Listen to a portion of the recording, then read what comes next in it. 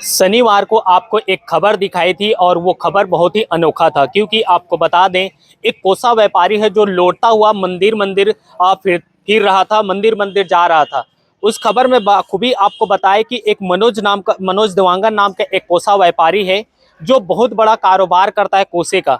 लेकिन उनके कोसे के कारोबार में उनके कुछ साथियों के साथ लेन देन जब किया गया, व्यापार जब किया गया था और पैसा नहीं मिलने का एक बड़ा आरोप लगाते हुए वो कोसा का जो व्यापारी जिनके साथ उन्होंने किया तो उनमें से 6 व्यापारियों का नाम पोस्टर बनाकर बकायदा नाम और फोटो और उसके नीचे बकायदा उन राशि जिनको लेना था वो राशि भी अंकित करके वो लगभग 11 मंदिरों लौटता हुआ वो जा रहे थे। इस बात को लेकर जब हमने खबर दिखाई तो आज लगातार कुछ दिनों बीतने के बाद कोसा व्यापारी के जो इनके ऊपर आरोप लगे हैं वो एक बार फिर से पुलिस प्रशासन यानी कि सिटी कोतवाली पहुंचे हैं और वो अपना कुछ पक्ष रखना चाह रहे हैं।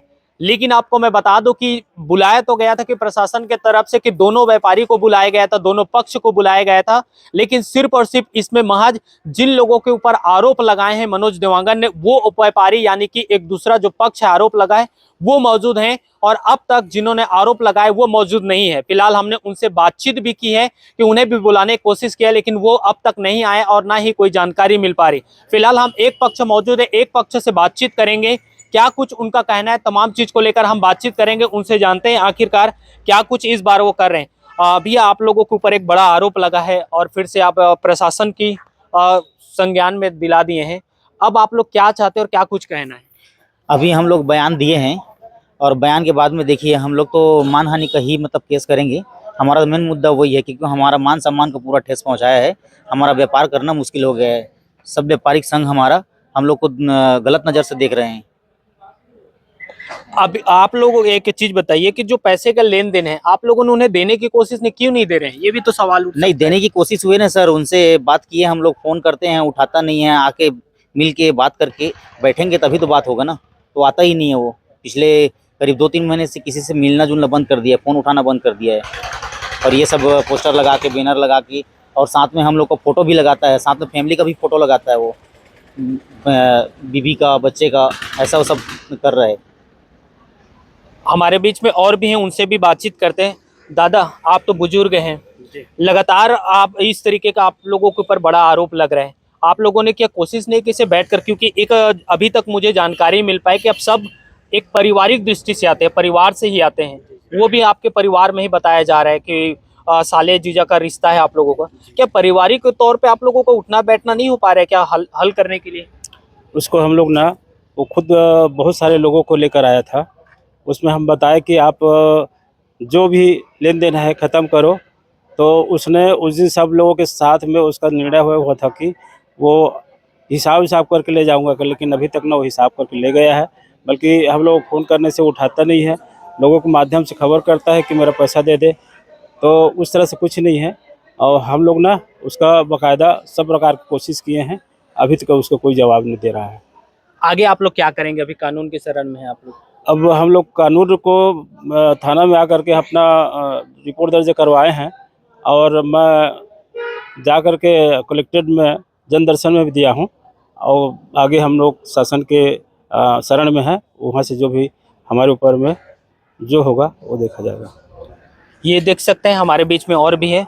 भैया, आप लोग अभी थाना है, क्या सिर्फ एक पक्ष को बुलाया गया था कि दूसरे पक्ष को भी बुलाया गया? दोनों पक्ष को थानेदार के द्वारा सूचित किया गया था और दोनों पक्ष को यहाँ हाजिर होना था, क्योंकि हम चांपा से आते हैं। हम अपने टाइम में 11:30 बजे थाना पहुँच गए थे। द्वितीय पक्ष जो है अभी लगभग 2 से ऊपर हो रहा है, अभी तक वो नहीं पहुँचा है। अच्छा, ये बताइए कि जैसे आप लोग ये तो कानूनन प्रक्रिया के तहत में अब जाएगा, क्या आप लोगों की कोई बातचीत होता है कि नहीं होता है कि नहीं भैया आ जाइए, आपका जो भी है उसको दे देंगे, क्या है कुछ कुछ तो बात होता होगा कि नहीं होता है? अभी तो फिलहाल कुछ बात नहीं हो रहा है उनसे। विगत पिछले 2 महीना पहले उन्होंने मेरे को फ़ोन किया था, भैया हिसाब किताब को देख लेना, मेरे को पैसा का ज़रूरत है, पैसा डाल देना करके। मैं उनको बोला था कि आपका पैसा हम दे देंगे, लेकिन 15 फरवरी के बाद में मैं आपको पैसा देने का चालू करूँगा। इस बीच में उसका पिताजी का तबीयत भी ख़राब हुआ। मैंने उनको पैसा भी दिया, 25,000 रुपये मांगा तो 25,000 रुपये भी दिया। उसके बाद उसी के दूसरे दिन दूसरे दिन से वो स्टेटस के माध्यम से हमें बेदाग करने का षड्यंत्र रचने का चालू कर लिया। आप क्या कुछ कहेंगे? भैया जो भी है हमको न्याय मिले। क्या है हमारे बारे में जो अनर्गल प्रचार किया जा रहा है वो बिल्कुल गलत है, और जहाँ तक मैं चाहता हूँ कि न्यायालय इसमें हस्तक्षेप करके उचित न्याय करे। उनको तो आपको भी पैसे देना है, इस तरीके का आरोप लगा रहे हैं वो। हाँ ठीक है, लेना और देना लगा रहता है। क्या है, हमको उसको पैसा देना है तो हमको बाहर से पैसा भी लेना है। व्यापार मतलब होता वही है कि हम लोग किसी को सामान देते हैं और किसी से लेते हैं, तो लेना और देना व्यवसाय का एक हिस्सा है, इससे तो हम भाग नहीं सकते। आप लोग देने के लिए तैयार हैं? बिल्कुल तैयार हैं, क्यों नहीं देने के लिए तैयार होंगे, लेकिन लेने का एक तरीका होता है, एक हिसाब किताब होता है, जैसा भी है। अब वो मनमर्जी से अपने मनमानी तरीका से जितना पैसा वसूलना चाहे तो वो उचित नहीं है ना। ये देख सकते हैं, ये व्यापारी हैं, साफ तौर पे उनका यही आरोप है। अब ये एक संगीन मामला आपको मैं बता दूं कि सबसे बड़ी समस्या ये है कि सवाल ये भी उठेगा लाजमी है कि जिस तरीके से उसे व्यापारी ने मंदिर मंदिर जाकर के मन्नतें मांगी और जो उन्होंने दंडवत का काम किया है, तो किसी न किसी तरीके से उनका एक उद्देश्य रहा होगा कि उनका पैसा मिल जाए।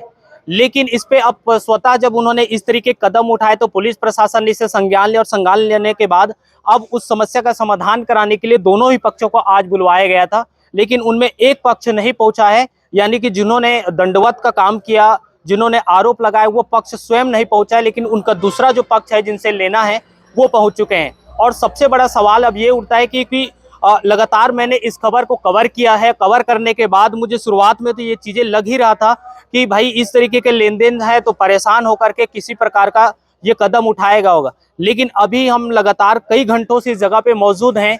एक पक्ष आया हुआ है जिन पे आरोप लगाया, दूसरा जो पक्ष जिन्होंने आरोप लगाए वो इस जगह पे मौजूद नहीं है। उनसे हम स्वयं बातचीत की तो वो कह रहे हैं कि मैं अपने हिसाब से 3 बजे का उन्होंने अपना टाइम रखा है और 3 बजे मैं आऊंगा। हम दोनों पक्षों को दिखाने की कोशिश कर रहे थे, लेकिन सिर्फ एक पक्ष इस जगह पे मौजूद, इसलिए हमने एक पक्ष की बातें रखी। दूसरा पक्ष जो है वो आने के लिए, तुरंत आने के लिए तैयार नहीं है। फिलहाल ये उनका व्यक्तिगत विचार है कि वो रखना चाहते नहीं रखना चाहते। फिलहाल आपको बता दें कि इस समस्या का एक ही समाधान है, जब तक अगर न्यायालय में आता है तब भी उनका बैठ करके सुलह करना है। लेकिन ये जो बकायदा ये कोसा व्यापारी है वो उन्हें पैसा वापस करने के लिए वो लगातार उनसे कोशिश कर रहे हैं, प्रशासन की ओर से, पुलिस प्रशासन की ओर से। अगर वो आ जाते हैं तो हमें दस्तावेज देते हैं। और सबसे बड़ा उन्हें डर इस बात का है कि जिस तरीके से ये कृत्य या काम को अंजाम दिया जा रहा है, तो ये चाहते हैं कि जो भी उनसे पैसे का लेन देन है उसका एक पूरा तख्ता बनाया जाए कि सबूत के साथ, ताकि वो अगर कल के डेट में ये भी आरोप न लगा दे कि मैंने पैसे वापस कर दिया है लेकिन मुझे नहीं मिला। तो ये बात का उन्हें डर है। इस बात को लेकर वो लोग इस तरीके से पुलिस प्रशासन के माध्यम से उनका जो भी लेखा जोखा है उसे क्लियर कराने की कोशिश कर रहे हैं। फिलहाल देखना होगा कि इसमें कब तक क्या कुछ होता है। फिलहाल आगे अगर ये मामला बढ़ता है तो ये कानूनन प्रक्रिया पे जाएगा और हो सकता है कानून में न्यायालय जो भी इस मामले में फैसले लाए। फिलहाल इतना आपको बता दें कि दोनों पक्षों को सुलह करने की कोशिश किया जा रहा था प्रशासन की ओर से, लेकिन अभी तक एक पक्ष ही मौजूद है।